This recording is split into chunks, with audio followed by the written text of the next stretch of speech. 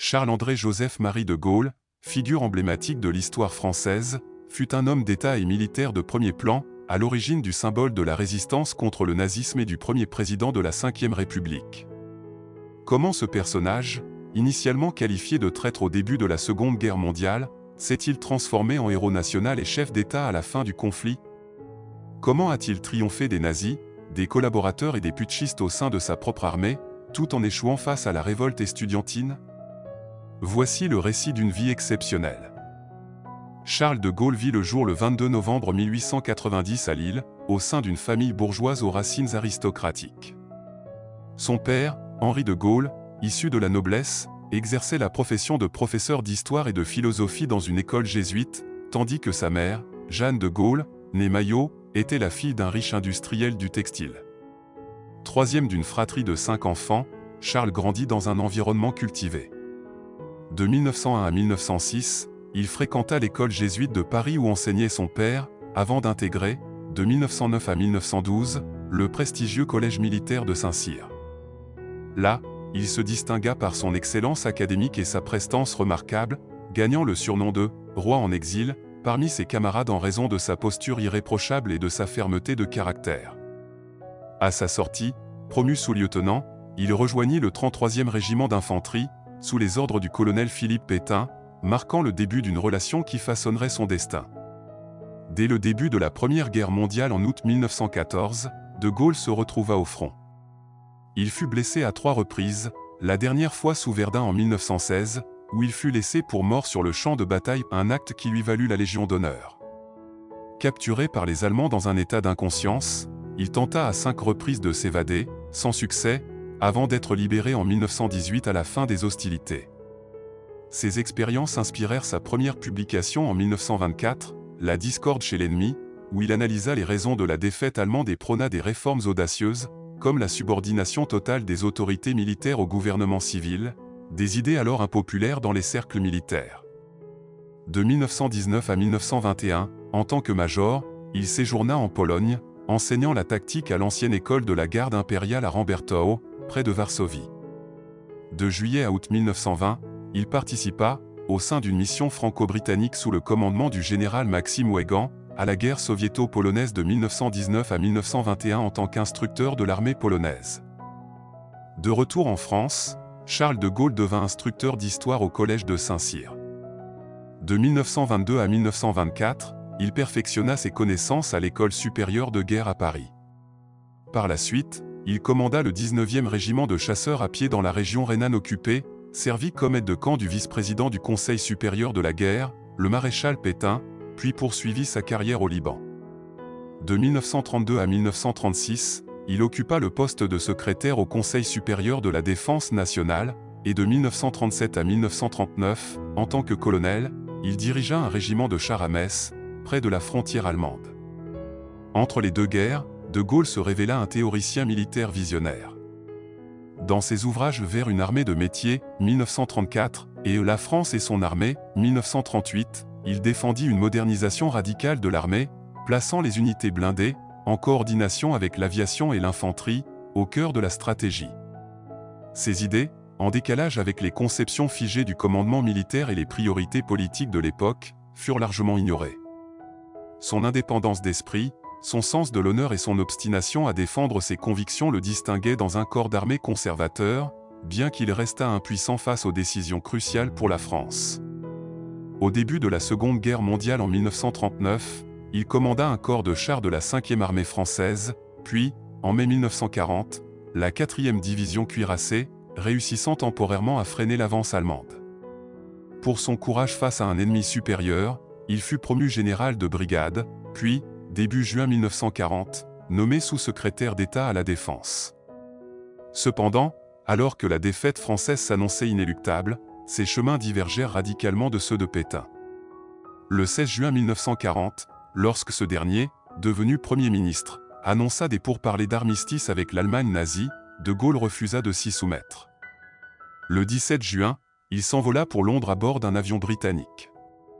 Le 18 juin, ce général insurgé prit la parole sur les ondes de la BBC, appelant les Français à poursuivre la lutte aux côtés du Royaume-Uni. Cette guerre ne se limite pas au territoire malheureux de notre pays. L'issue de cette guerre ne se joue pas dans la bataille de France. C'est une guerre mondiale.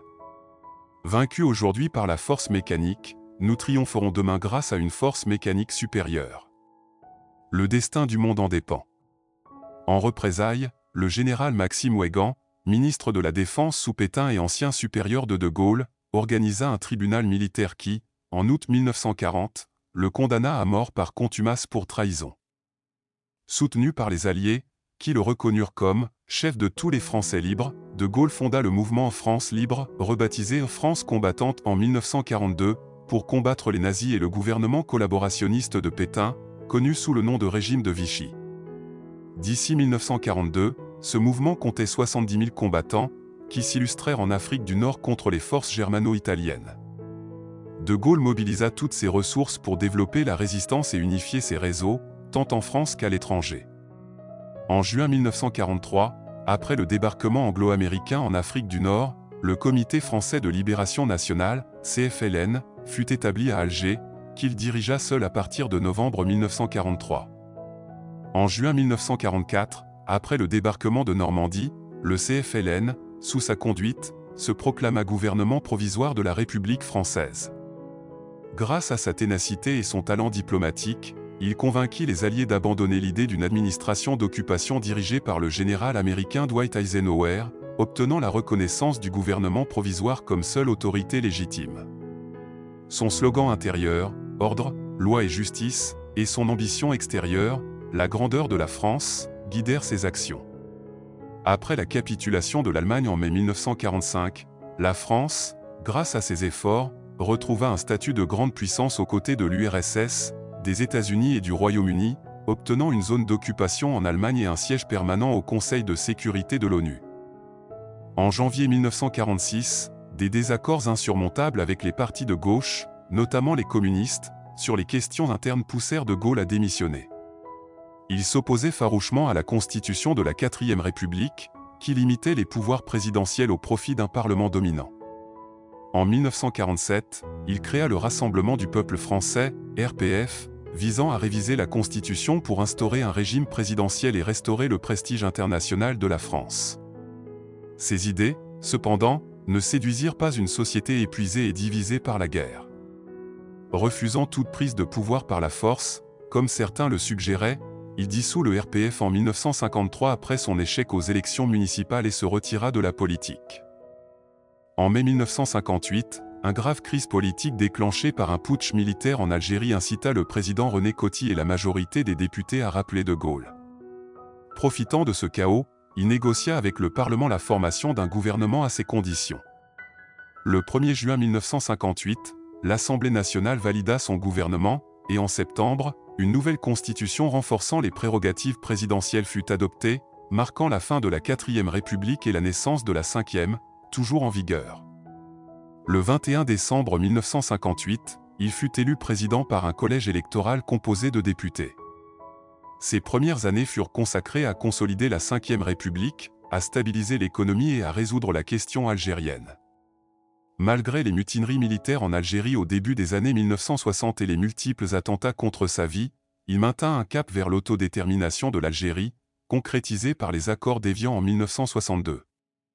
Un référendum national en 1962 valida ses réformes constitutionnelles, et en décembre 1965, il remporta de justesse les premières élections présidentielles au suffrage universel direct face à François Mitterrand. Sur la scène internationale, De Gaulle chercha à rehausser le prestige de la France. En 1960, elle testa sa première arme nucléaire. Fervent partisan de l'intégration européenne et d'une coopération avec l'URSS, il visita ce pays en 1966 pour plaider pour la paix. Il s'opposa au leadership américain et britannique, vetant l'entrée du Royaume-Uni dans la communauté économique européenne en 1963 et 1967, refusant les forces nucléaires multilatérales sous l'égide des États-Unis, retirant la flotte française du commandement de l'OTAN et quittant cette organisation en 1966. Malgré ses succès, la fin des années 1960 vit monter une tension sociale en France. Une élite politique conservatrice et vieillissante ignora les aspirations d'une nouvelle génération de « baby-boomers » aux valeurs différentes. Ces frustrations culminèrent avec les émeutes estudiantines de mai 1968 à Paris, qui dégénérèrent en une grève nationale. Bien que l'ordre fût rétabli par des négociations et des mesures fermes, ces événements ébranlèrent de Gaulle, accusé d'un style autoritaire et dépassé.